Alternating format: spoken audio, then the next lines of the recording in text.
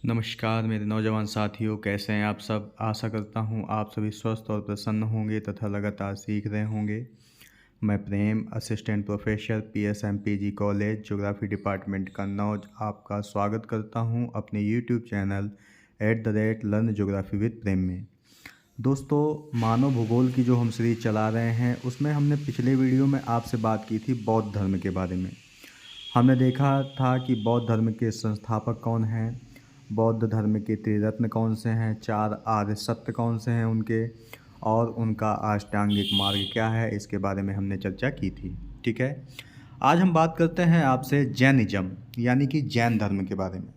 तो चलिए शुरू करते हैं आज का लेक्चर। जैन धर्म। दोस्तों, इस चित्र के माध्यम से आप जैन धर्म के महान जो तीर्थकर थे महावीर स्वामी को आप देख पा रहे होंगे। ठीक है, उनका ये चित्र है तो इसे आप देख सकते हैं।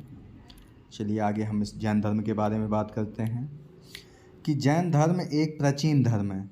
ठीक है, जो दर्शन से निहित है यानी कि दर्शन में निहित है, जो सभी जीवित प्राणियों को अनुशासित अहिंसा के माध्यम से, किसके माध्यम से, अनुशासित अहिंसा के माध्यम से मुक्ति का मार्ग और आध्यात्मिक शुद्धता और ज्ञान का मार्ग सिखाता है।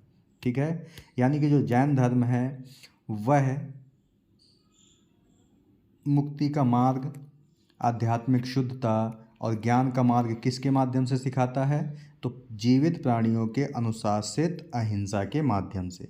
ठीक है, और दोस्तों इस चित्र के माध्यम से आप जैन धर्म को देख रहे होंगे। सेंटर्स कुछ जैनिज्म के आज के समय में।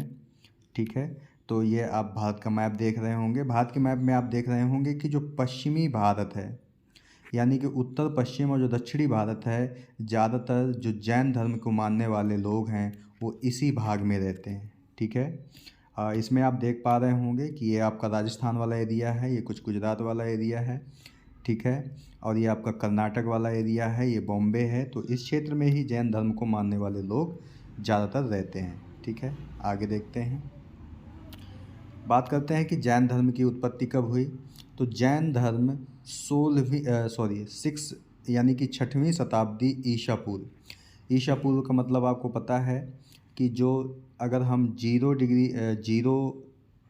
जब लेते हैं ईसा से, तो उसके अगर हम पश्चिम की ओर जाते हैं यानी कि पहले जाते हैं तो ये आपका BC यानी कि बिफोर क्राइस्ट, इसे ही हम ईसा पूर्व कहते हैं। और जब हम पूर्व की ओर जाते हैं तो ये होता है आपका AD यानी एमोडोमनी, जिसे आप कहते हैं ईसवी। ठीक है, ईसवी कहते हैं। तो जब ईसा मसीह का जन्म हुआ था उसे हम 0 से स्टार्ट करते हैं, जो कि आज के कैलेंडर भी आपके यहीं से शुरू होते हैं, जिन्हें हम ग्रेगोरियन कैलेंडर मानते हैं। ठीक है, तो आप समझ गए होंगे कि जैन धर्म का जो उदय हुआ था वो 6वीं शताब्दी ईसा पूर्व यानी कि ईसा मसीह के 600 साल पहले इसकी प्रमुखता से आया था ये, जब भगवान महावीर ने धर्म का प्रचार किया। ठीक है, 24वें शिक्षक या इन्हें तीर्थकर भी कहते हैं, 24वें महान शिक्षक थे महावीर स्वामी, जिनमें से अंतिम भगवान वीर थे। ठीक है, इन 24 शिक्षकों को तीर्थंकर कहा जाता है। वे लोग जिन्होंने जीवित रहते हुए सभी ज्ञान यानी कि मोक्ष प्राप्त कर लिए थे और लोगों को इसका उपदेश भी दिया था, वो क्या कहलाए, तीर्थंकर कहलाए। ठीक है, यानी कि जो जैन धर्म की स्थापना की थी और प्रथम तीर्थकर थे वो कौन थे, ऋषभनाथ। तो ये आपको याद रखना है, ये संस्थापक थे जैन धर्म के। ठीक है, और ये प्रथम तीर्थकर कहलाते हैं। ठीक है, जैन शब्द की उत्पत्ति जिन या जैन से हुई है, जिसका अर्थ होता है विजेता। ठीक है, तो जैन धर्म से आप समझ गए कि जैन का मतलब है विजेता, या जो जिन शब्द से निकला हुआ या जैन शब्द से निकला हुआ उसका मतलब है विजेता। तो किस में विजेता, अनुशासित जीवन बिताना। ये जो अनुशासित अहिंसा से जीवन बिताते हैं वो विजेता कहलाते हैं जैन धर्म के अनुसार। ठीक है, बात करते हैं वर्धमान महावीर। ठीक है, ये 24वें तीर्थकर थे। प्रथम कौन थे, ऋषभनाथ थे, जो कि जैन धर्म के संस्थापक भी थे। वर्धमान महावीर का जन्म 540 ईसा पूर्व वैशाली के पास कुंड ग्राम नामक गांव में हुआ था। ठीक है। तो ये आपको याद रखना है। इनका जन्म कब हुआ था? 540 ईसा पूर्व वैशाली के पास कुंडग्राम में हुआ था, ठीक है। वे जनत्रिक वंश से संबंधित थे। बौद्ध के बारे में बताया था, जो गौतम बुद्ध थे वो शाक्य वंश से संबंधित थे, ये जनत्रिक वंश से संबंधित थे और मगध के शाही परिवार से जुड़े हुए थे। उनके पिता सिद्धार्थ। दोस्तों, जो गौतम बुद्ध थे उनके बचपन का नाम सिद्धार्थ था, ठीक है। लेकिन यहाँ पर जो महावीर स्वामी हैं उनके पिता का नाम सिद्धार्थ है।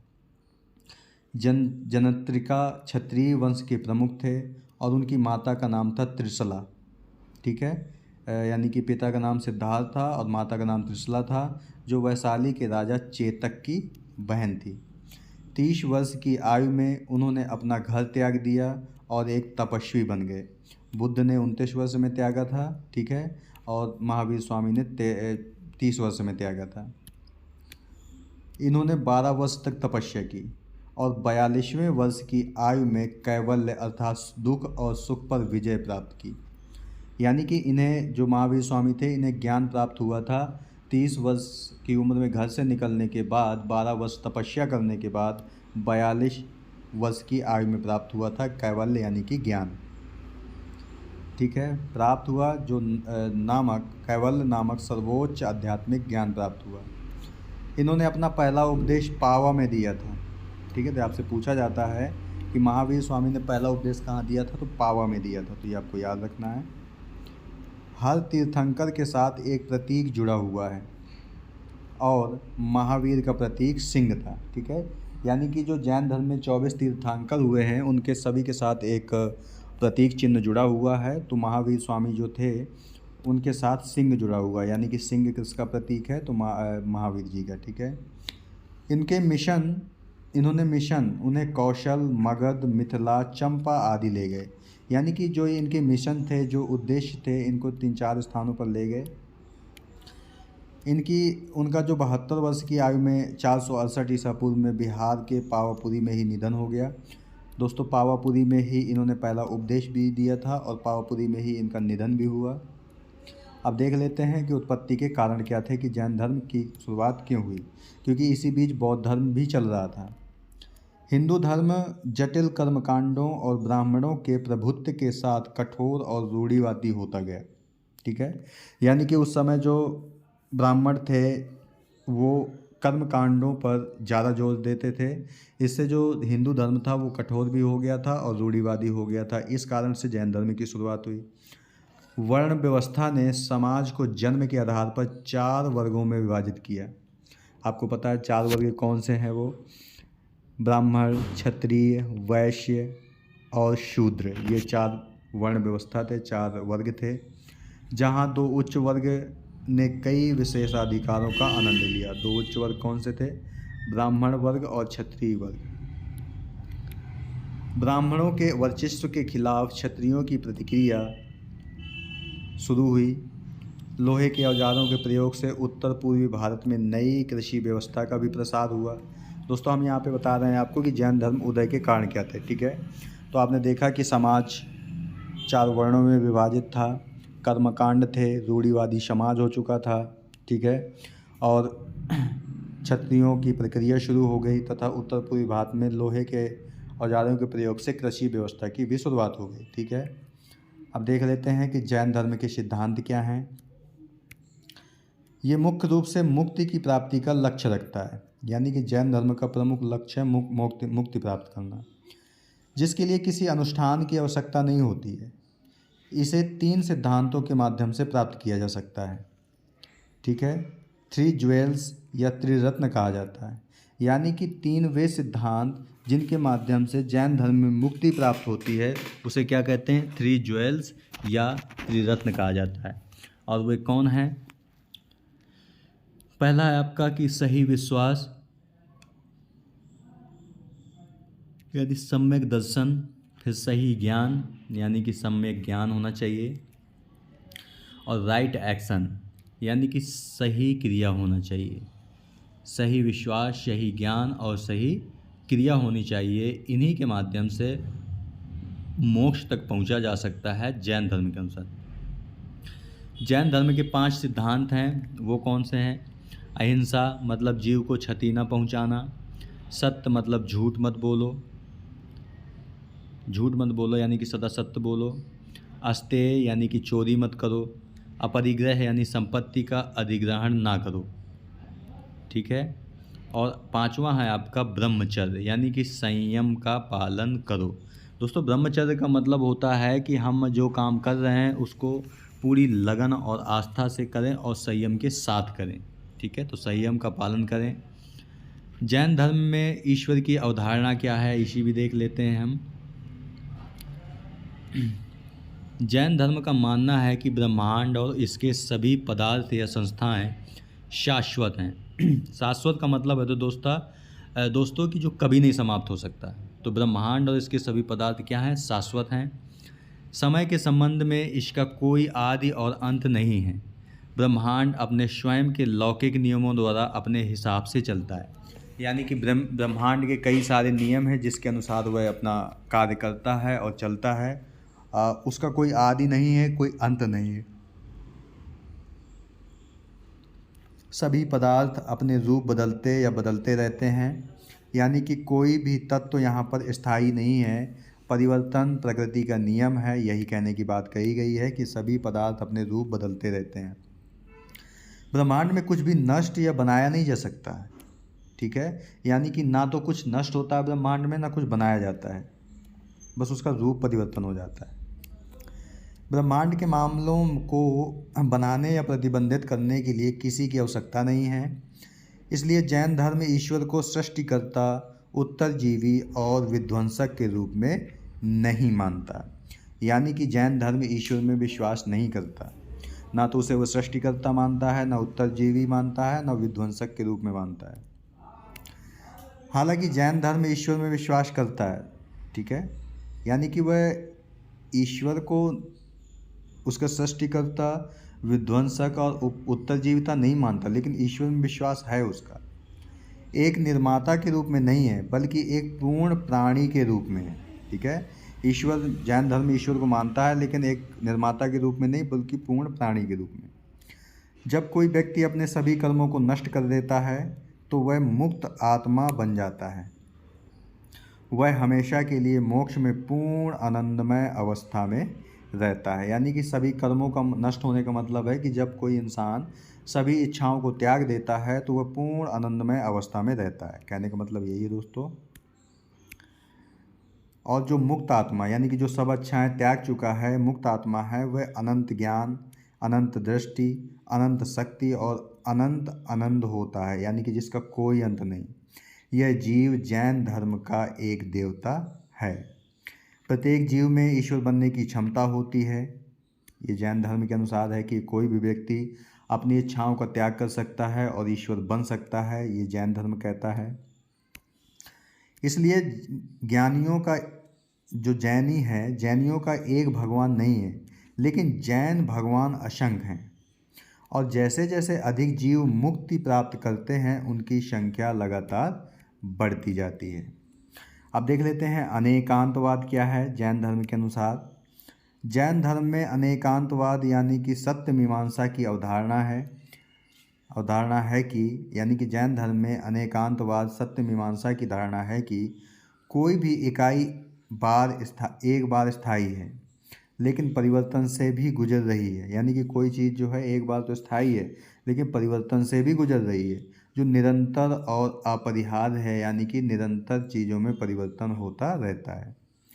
अनेकांतवाद के सिद्धांत में कहा गया है कि सभी संस्थाओं के 3 पहलू होते हैं: पदार्थ यानी द्रव्य, गुण और मोड यानी कि पर्याय। द्रव्य कई गुणों के लिए एक आधार के रूप में कार्य करता है, जिनमें से प्रत्येक स्वयं निरंतर परिवर्तन या संशोधन के दौर से गुजर रहा है। इस प्रकार किसी भी इकाई में स्थायी, निरंतर प्रकृति और गुण दोनों होते हैं, यानी कि वह स्थायी भी हो सकती है, निरंतर प्रकृति यानी कि परिवर्तित भी हो सकती है, और गुण भी पाया जा सकता है जो निरंतर प्रवाह की स्थिति में होते हैं, ठीक है। ये अनेकांतवाद के अनुसार है। अब देख लेते हैं स्यादवाद। जैन धर्म के अनुसार स्यादवाद क्या है। जैन तत्व मीमांसा।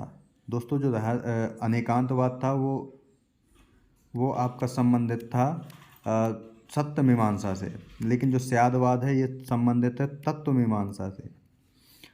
ये सिद्धांत है कि सभी निर्णय सशर्त हैं, केवल कुछ स्थितियों और परिस्थितियों या इंद्रियों में अच्छा रखते हैं। शब्द सियात हो सकता है, यानी कि सियादवाद जो है वो सियात से निकला है, और सियात का अर्थ है हो सकता है, द्वारा व्यक्त किया गया है। किसी वस्तु को देखने के तरीके यानी कि नए नए कहलाते हैं, यानी कि जैन धर्म में किसी वस्तु को जो देखने का तरीका है वो नए कहलाता है। संख्या में अनंत है जो, यानी कि जो देखने के तरीके हैं जो नए कहलाते हैं जैन धर्म के अनुसार, वो असंख्य हैं, यानी एक ही वस्तु को कई तरीके से देखा जा सकता है। स्यादवाद का शाब्दिक अर्थ है विभिन्न संभावनाओं की जांच करने की विधि, यानी कि कोई भी चीज़ जो हम कर रहे हैं उसको नए नए तरीक़ों से किया जा सकता है, किसी वस्तु को नए तरीक़ों से देखा जा सकता है, और इसकी जो संभावनाएं हैं वो अनंत हैं। अब देख लेते हैं अनेकांतवाद और स्यादवाद के बीच अंतर क्या है। इनके बीच जो मूल अंतर है वो यह है कि अनेकांतवाद सभी भिन्न लेकिन विपरीत गुणों का ज्ञान है, जबकि स्यादवाद किसी वस्तु या घटना के किसी विशेष गुण के सापेक्ष वर्णन की प्रक्रिया है। यह कह सकते हो कि एक आपका एनालिसिस है तो एक आपका सिंथेसिस है, यानी एक विश्लेषण है तो दूसरा संश्लेषण है। जैन धर्म के संप्रदाय और स्कूलों को भी हम देख लेते हैं। जैन धर्म के दो प्रमुख संप्रदाय हैं, विभाजित किया गया है दिगंबर और श्वेतांबर। ठीक है, जैन धर्म के दो स्कूल या दो संप्रदाय हैं, दिगंबर और श्वेतांबर। ठीक है, विभाजन मुख्य रूप से मगध में अकाल के कारण हुआ, जिसने भद्रबाहु के नेतृत्व वाले एक समूह को दक्षिण भारत में स्थानांतरित करने के लिए मजबूर कर दिया। ठीक है, यानी कि जो दो भाग हुए थे श्वेतांबर और दिगंबर, उसमें से एक के जो मुखिया थे वो भद्रबाहु थे, और इन्हीं के नेतृत्व में दक्षिण भारत में उसका विकास हुआ। ठीक है, 12 वर्षों के अकाल के दौरान दक्षिण भारत में समूह सख्त प्रथाओं से जुड़ा रहा, जबकि मगध में समूह ने अधिक ढुलमुल रवैया अपनाया और सफ़ेद कपड़े पहनने शुरू कर दिए। ठीक है, अकाल की जब समाप्ति हुई तो बाद में जब दक्षिणी समूह मगध में वापस आया तो परिवर्तित प्रथाओं ने जैन धर्म को दो संप्रदायों में विभाजित कर दिया। ठीक है, तो अब समझ गए होंगे कि जो मगध था वहाँ पर जैन धर्म का प्रचार प्रसार हुआ। जब अकाल पड़ा यहाँ पे तो एक समूह भद्रबाहु के नेतृत्व में दक्षिण भारत चला गया। ठीक है, जिसने सख्त रवैया अपनाया। यहाँ पर एक मगध में ही रहा जिसने ढीला ढाला रवैया अपनाया। ठीक है, और जब 12 वर्ष बाद ये दक्षिण भारत में गया हुआ समूह जब वापस आया तो इसने इस परिवर्तित जैन धर्म को जब देखा तो वो दो भागों में डिवाइड हो गए, यानी कि श्वेतांबर और दिगंबर। अब देख लेते हैं दिगंबर क्या है। इस संप्रदाय के साधु पूर्ण नग्नता में विश्वास रखते हैं, यानी कि जो दिगंबर हैं वो नग्न अवस्था में रहते हैं। ठीक है, विश्वास करते हैं। पुरुष साधु कपड़े नहीं पहनते, जबकि महिला भिक्षु बिना सिले सादी कपड़े साड़ी पहनती हैं। ठीक है, जो दिगंबर को मानने वाले हैं वो पुरुष कपड़े नहीं पहनते, जबकि स्त्रियां जो होती हैं वह सिले हुए सादी सफ़ेद साड़ी पहनती हैं। सभी 5 व्रतों जैसे कि सत्य, अहिंसा। ठीक है, सत्य का मतलब है कभी झूठ ना बोलना, अहिंसा मतलब किसी जीव को हिंसा ना पहुंचाना यानी कि कष्ट ना पहुंचाना, अस्तेय मतलब चोरी ना करना, अपरिग्रह मतलब संपत्ति ना रखना, ब्रह्मचर्य यानी कि समय का संयम से काम करना का ये सब पालन करते हैं। माना कि स्त्री मुक्ति प्राप्ति नहीं कर सकती, यानी कि जैन धर्म के अनुसार ऐसा कहा गया है कि स्त्री मुक्ति प्राप्त नहीं कर सकती। ठीक है, और जो दिगंबर संप्रदाय था उसके भद्रबाहु इस संप्रदाय के प्रतिपादक थे, क्योंकि आपने देखा था कि भद्रबाहु के नेतृत्व में ही एक समूह दक्षिण भारत गया था। इसीलिए इस दिगंबर के जो प्रमुख कर्ता धर्ता थे वो भद्रबाहु थे। प्रमुख उप संप्रदाय हैं इसके मूला संघ, विशा पंथ, तेरा पंथ, तारन पंथ एवं या समाय पंथ। कुछ लघु इसके यानी कि छोटे संप्रदाय भी हैं दिगंबर के, गुमान पंथ, तोता पंथ। ठीक है, अब श्वेतांबर को देख लेते हैं। जो श्वेतांबर होते हैं वो सफ़ेद वस्त्र धारण करते हैं। दिगंबर कोई कपड़े नहीं पहनते, बेसिकली पुरुष, और लेकिन श्वेतांबर सफ़ेद वस्त्र धारण करते हैं। ये केवल 4 व्रतों का पालन करते हैं, यानी कि एक व्रत का पालन नहीं करते। कौन सा? ब्रह्मचर्य का पालन नहीं करते। तो ये आपको डिफरेंस याद रखना है कि जो दिगंबर हैं वो 5 व्रतों का पालन करते हैं और जो श्वेतांबर हैं वो 4 का पालन करते हैं। तो श्वेतांबर छोड़ किसको देते हैं? ब्रह्मचर्य को छोड़ देते हैं। विश्वास करें कि महिलाएं मुक्ति प्राप्त कर सकती हैं। दोस्तों, दिगंबर के अनुसार महिलाएं मुक्ति प्राप्त नहीं कर सकती, लेकिन श्वेतांबर के अनुसार मुक्ति प्राप्त कर सकती हैं। और इसके जो कर्ता धर्ता थे वो स्थूल भद्र थे। दिगंबर के भद्रबाहु और श्वेतांबर के स्थूल भद्र थे। इसके भी कुछ प्रमुख उपसंप्रदाय हैं। कौन से? मूर्ति पूजक, स्थानकवासी, तेरापंथ। ठीक है। जैन धर्म के प्रसार के कारण भी हम देख लेते हैं कि क्या कारण ऐसे रहे कि जैन धर्म का प्रसार हुआ। महावीर ने अपने अनुयायियों का एक समूह बनाया जिसमें पुरुष और महिलाओं दोनों को शामिल किया। जैन धर्म बहुत स्पष्ट रूप से खुद को ब्राह्मणवादी धर्म से अलग नहीं कर पाया, इसलिए यह धीरे धीरे पश्चिम और दक्षिण भारत में फैल गया जहां ब्राह्मणवादी व्यवस्था कमज़ोर थी। ठीक है। महान मौर्य राजा चंद्रगुप्त मौर्य अपने अंतिम वर्षों के दौरान एक जैन तपस्वी बन गए और कर्नाटक में जैन धर्म को बढ़ावा दिया। मगध में अकाल के कारण दक्षिण भारत में जैन धर्म का प्रसार हुआ। अभी हमने देखा भी था। अकाल 12 वर्षों तक चला और अपनी रक्षा के लिए कई जैन भद्रबाहु के नेतृत्व में दक्षिण भारत चले गए। ओडिशा में इसने खारवेल के कलिंग राजा के संरक्षण का आनंद लिया, यानी कि जो उड़ीसा के कलिंग राजा थे खारवेल, उनको भी इसका संरक्षण प्राप्त हुआ। अब हम देख लेते हैं जैन साहित्य के बारे में। जैन साहित्य को 2 प्रमुख श्रेणियों में रखा गया है। आगम साहित्य। भगवान महावीर के उपदेशों को उनके अनुयायियों ने विधि पूर्वक कई ग्रंथों में संकलित किया है। आगम साहित्य में महावीर के उपदेश हैं।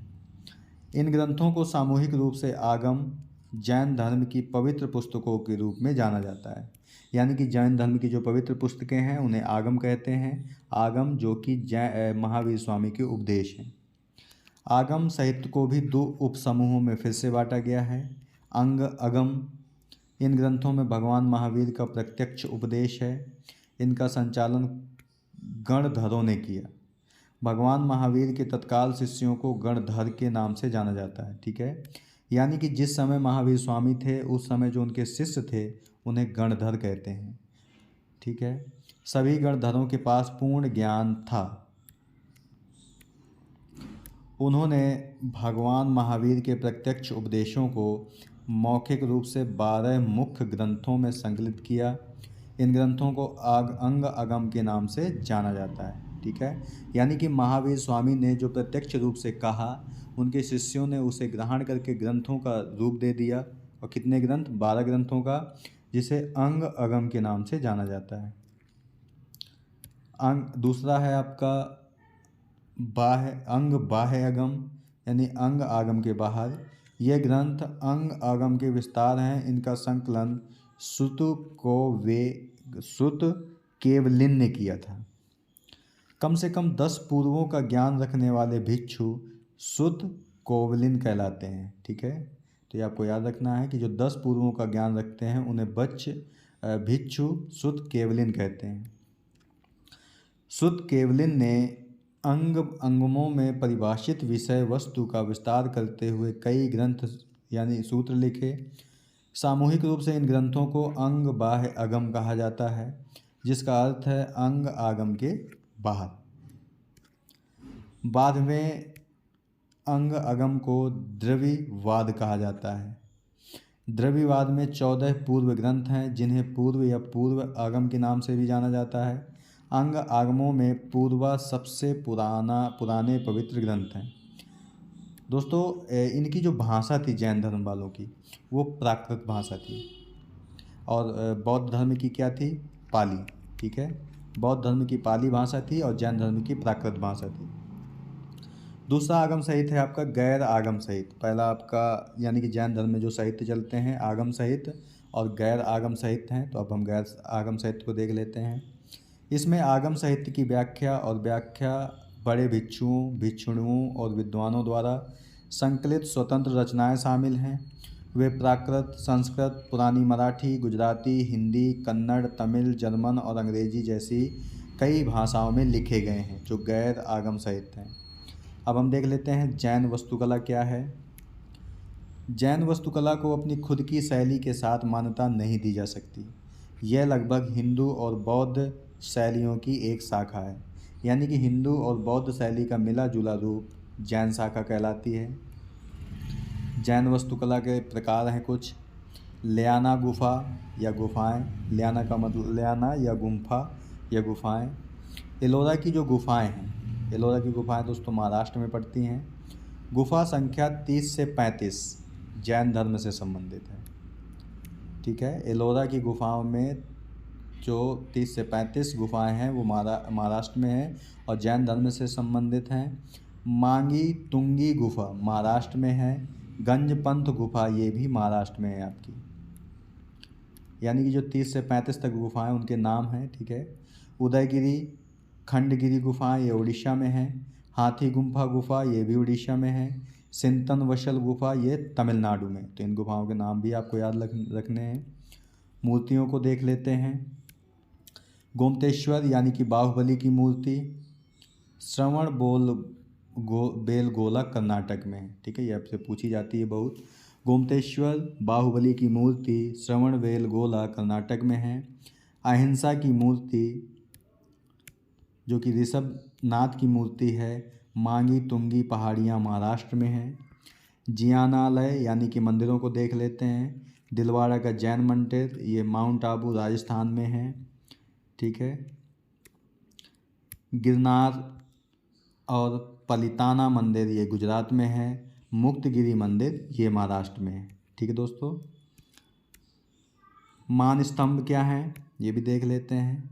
ये मंदिर के सामने की ओर पाया जाता है। मान स्तंभ जो है मंदिर के सामने की ओर पाया जाता है, जिसका धार्मिक महत्व है, जिसके शीर्ष पर और चारों दिशाओं में तीर्थंकर की छवि वाले एक सजावटी स्तंभ रचना है।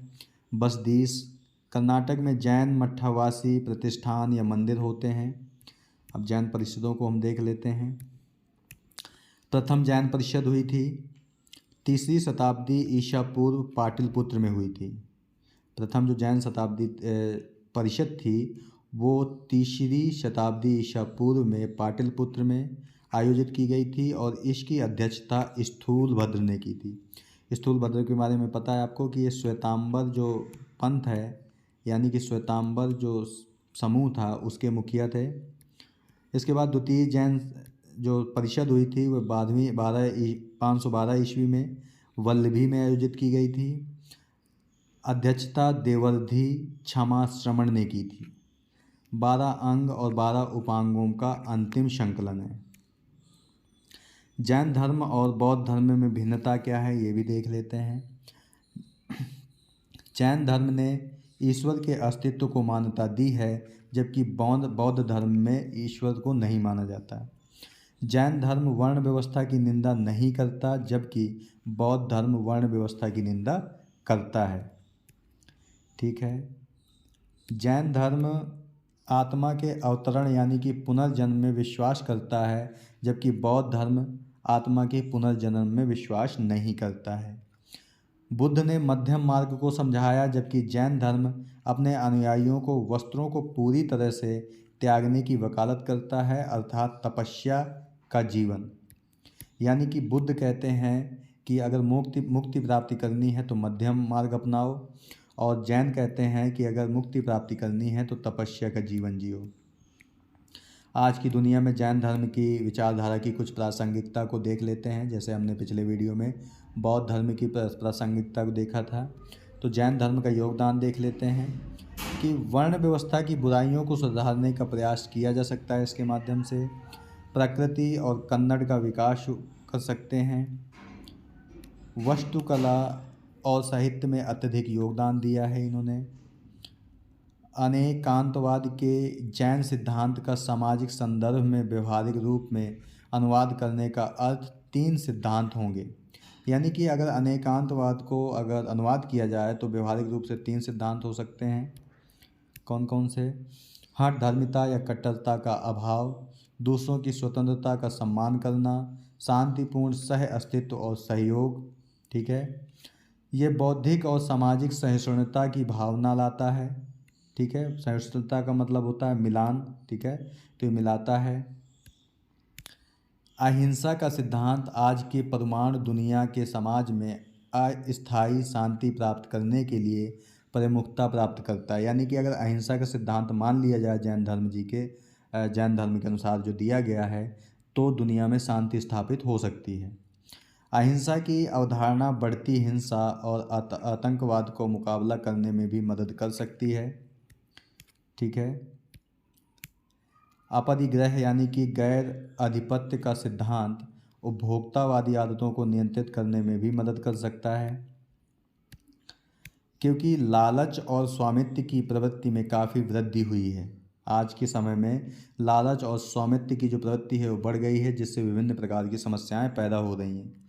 जैसे कार्बन उत्सर्जन पैदा करने वाली अवांछित विलासिता को दूर करके ग्लोबल वार्मिंग को भी इस विचार से ठीक किया जा सकता है।